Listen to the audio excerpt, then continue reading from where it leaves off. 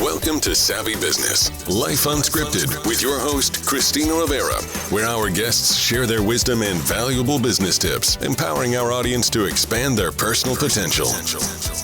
Hi, Barbara Tallent, and welcome to Savvy Broadcasting, Life Unscripted. We're so grateful to have you here this wonderful, shining morning in your case, afternoon in my case, and to hear to talk about your company at Company.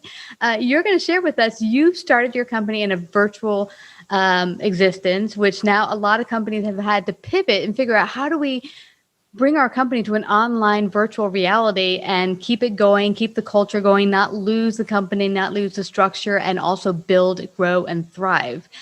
Before we go to sharing all those wonderful little tidbits, share a little bit about your background and the Company. Yeah, so I've done multiple startups, as have my co-founders. And they might be joining us, by the way, everyone. Yeah, hopefully they'll pop in here.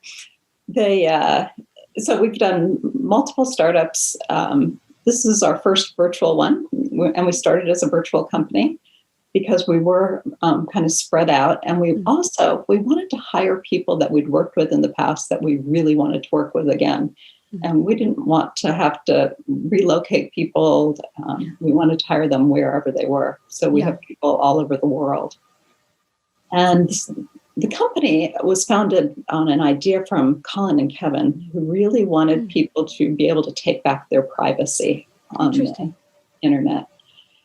It's just gotten so out of hand, and they figured out a way to technologically do that. And so we've built out tools for developers to allow them to create completely private apps for people where they maintain their privacy at all times.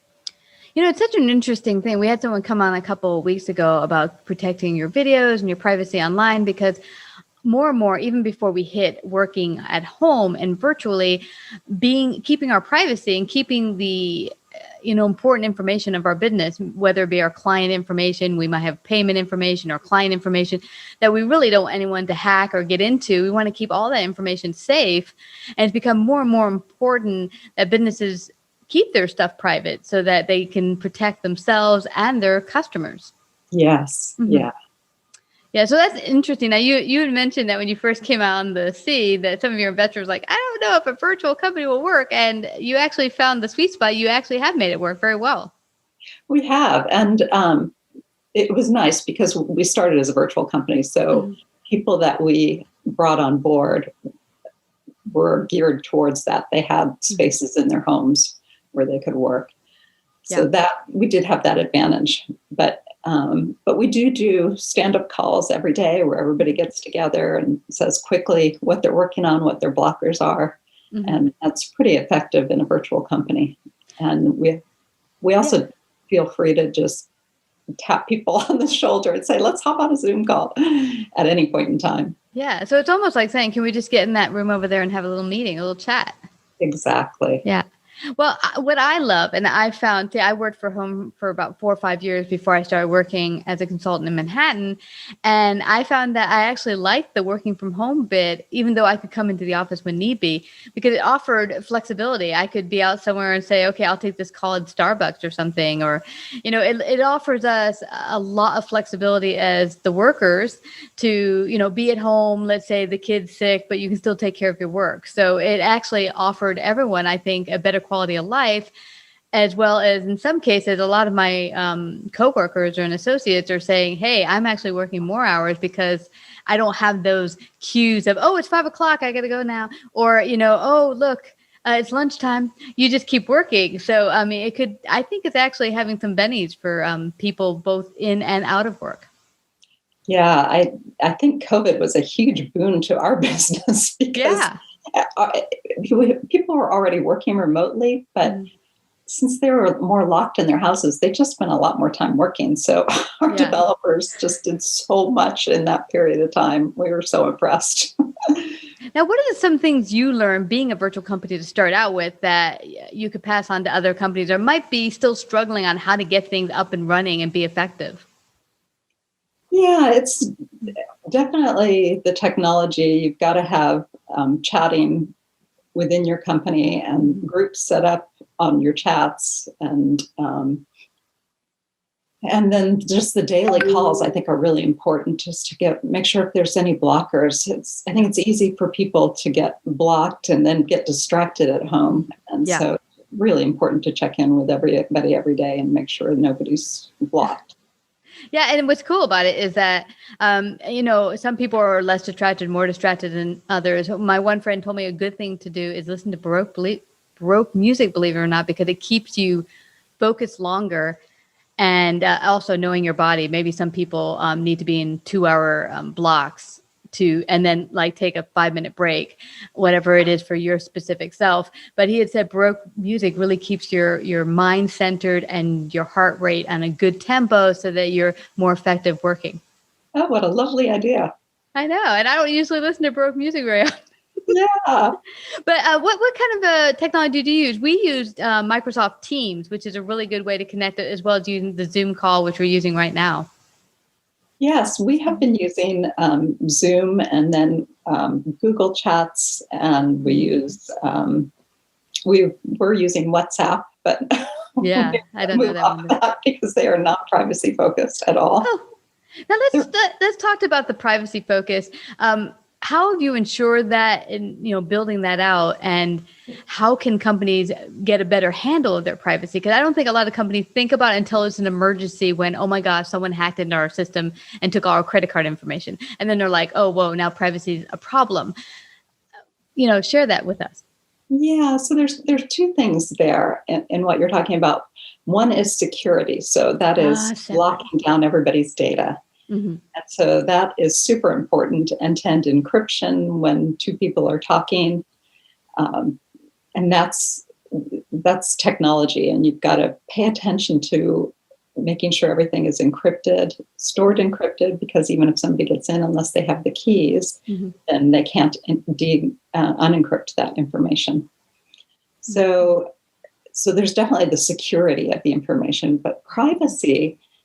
It is about not keeping people's private data as well. So when we interview people, mm-hmm. we ask them at the end, can we keep your resume, or would you like us to remove it from our systems? So we're very conscious of any data that we have on anybody. Mm-hmm. And we don't want to hold that information if people don't want us to. This is fascinating for me. I went with my husband. And I was being offered this in the mall. You walk around, there's like, oh, you can get la la la, and they were saying you can get free tickets if you play this game. So I went to the store, play this game, and they said, ooh, what do you know? You're a winner. All we need is a couple of pieces of information. So my husband and I sat down, and I'm filling out this information. The first thing they asked was my social security. I'm like, okay. My husband's like, grabbed the piece of paper from me and started to block it off, saying, what are you doing? No. But so, I think what's interesting about our culture and our society now is we're so free with giving information without realizing how that information might be used. And maybe we should think more about being private and be like, maybe I shouldn't be giving away my resume, my social, and where is it going? Yeah, exactly. And I don't know if you saw the Netflix docudrama, The Social Dilemma. No. No. So that's been very interesting. It shows how people's information that they give to social media completely is manipulating their behavior online. Really? So I think people were pretty free about giving information. Uh-huh. And then when they saw that docudrama, they realized that not only is that they're giving away the information, but that information is being used to manipulate them.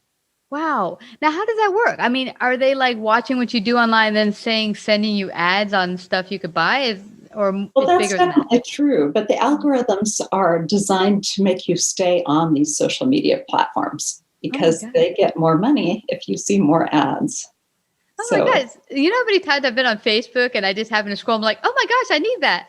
I've actually bought quite a few things scrolling down on Facebook. Wow. Yeah, that's amazing. Yeah, it's very effective. Now, share the name of that documentary just in case anyone's listening, because I know I'm going to watch it tonight. Yeah, it's called The Social Dilemma. The social dilemma. Now, what do you suggest for people that they become more aware of how they're using their information so that they become more private with their information? It's really just being conscious of what what you're doing, exactly what your husband did. Give me that. Yeah. If anybody ever asks you for your social security number, that's a really bad sign. Yeah. But it is. And it turned out that we didn't really win anything other than the idea to sit up in the stands of the Yankee Stadium when they were off season. I was like, what? oh my gosh. Yeah, actually, they were trying to sell bridal information. They knew we were about to get married soon. So it was just a trap to get us in the door so they could sell us some bridal packages. But my husband saw right through it. And I was like, yeah, I want these tickets to the Yankees. But I saw something very interesting at the ad company, which is you have a really fun environment. Tell us how you created that super fun environment in your work culture. Yeah, so that's since our very first days, Colin, Kevin, and I, we all worked together in one way or another previously. Yeah. We just said that our core competency was fun, and that's what we were going to prioritize. And if something's not fun, we don't do it. And we found that when you get stuck in the drudgery of something and it's just making you miserable, you just got to pop out of it. Yeah. Go do something fun. Come back to it when it's a fun idea and you had some time to reflect on it. And so everybody that we brought on, we've told them, this fun is really important to us, and it makes the days go by so much faster, and it makes the meetings lighter, and it's a better way to live. It is. And you're much more productive. The company I'm working with now is wonderful in that they say, hey, if you look a bit stressed, they told one of our partners, hey, go fishing with your son, come back in a couple hours when you're, chilled out, and we could, keep working or whatever. Because they realize that when you're sitting here, especially when you're working from home, you can get stuck, as you said earlier, on working 10 hours, 12 hours later, you feel stressed because you haven't taken breaks. It's not good for your body, not natural, not healthy. And so it's good to get out and do something, have fun, do something fun, or maybe with each other. We've had virtual wine happy hour type things and bingo games actually on Zoom together. Oh, that's great. Yeah. For one, it keeps up the camaraderie, because we're all friends and associates, but we get to know each other on a personal level, which has kind of been a cool thing about COVID, because we get to see, oh, I like that behind you, Jay. What is that? Yes. Yeah, I happen to be in my daughter's room right now instead of my office, which is a little cluttered. No worries. But I really, really love this chat on privacy, because I myself didn't realize just how much I wasn't being private. You don't think about it. And especially in this society where you meet people like, oh, you need this here. Here's my cell phone. Put in your number. Or, someone could be like putting stuff in your phone. It's like you forget just how much we're not being private with each other and how much it can be harmful to us. Yes. And it's a shame because everything's run by algorithms now. And so if the data gets out there, an algorithm can find it. and we actually have an advisor with our company who's a very prominent influencer. And she's just hates the fact that when you Google her, it comes up with her beauty queen pictures from, that's not what she wants the first thing for people to see about her. So, yeah, you just need to be careful with what you're sharing. And what's interesting, someone said to me years ago, they came on my show when I was just a brand spanking new show, 9 whole years ago, I think it was. And she said to me 2 years ago, hey, I've gotten divorced. It was very not good. And I have a new name now, and I want all the videos that had my old name and my old existence. I want it deleted. So can you take down my interviews? And I said, all right, sure, I could do that. But I just want to warn you that just if I take it down on all the social media and all my platforms, it doesn't mean it goes out of the internet. It could still be showing up on a Google search, because I'd already realized at that time that things just don't disappear on the internet, even if you delete them. That's the scary thing, like you're mentioning. That is the scary thing. It's very hard to take anything back right now. Yeah. And she didn't believe me at first. We were arguing. She's like, I still see it there. I was like, I started showing her screenshots. You're not on my website anymore. But, she talked to a tech friend. She's like, I'm sorry, you're right. I didn't know. But yeah, so that's all the more reason that when you are on any of the social medias or anywhere online, that whatever you're typing, because that's another thing. People now will be sometimes keyboard warriors and write like whatever online, and then that could come back and haunt you later on. Yes, exactly. Yeah. And people can take screenshots and that can be shared with anybody. So you just have to be so careful. Yeah. How do people find out about the company, work with y'all? How does that work? Yeah. So our website is ATSIGN, .com. ATSIGN.com. Mm-hmm. And we're most of our information is there. If you're a developer, our website is @dev. And you can learn all about developing completely privacy-focused apps and just creating a better experience for people. Yeah, absolutely. And you know what? I'm going to put that in the show notes so they can click on it, go find you all. And I really thank you for joining us. And we do have your agent out here, Sarah. Sarah, would you like to say anything or? Yeah, I was just hoping to see, Barbara, if you could share what's next for the ad company. Yeah, well, so the apps are just rolling out. I'm glad you asked. The apps are just rolling out. These are completely private, peer-to-peer apps. So anything that you share between somebody else cannot be seen by anybody else. There's no server that could spy on you.